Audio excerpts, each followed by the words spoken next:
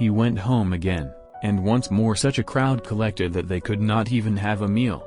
When his relations heard of this, they set out to take charge of him. They said, "He is out of his mind." The scribes who had come down from Jerusalem were saying, "Beelzebul is in him, and it is through the prince of devils that he drives devils out." So he called them to him and spoke to them in parables. "How can Satan drive out Satan? If a kingdom is divided against itself, that kingdom cannot last. And if a household is divided against itself, that household can never last.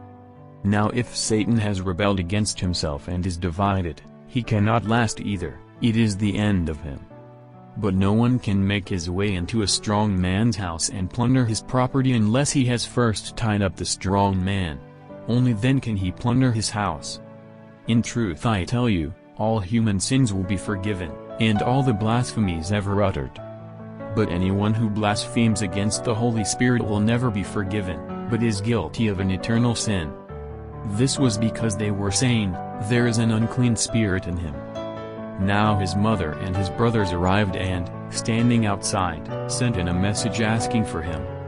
A crowd was sitting round him at the time the message was passed to him. "Look, your mother and brothers and sisters are outside asking for you." He replied, "Who are my mother and my brothers?" And looking at those sitting in a circle round him, he said, "Here are my mother and my brothers. Anyone who does the will of God, that person is my brother and sister and mother."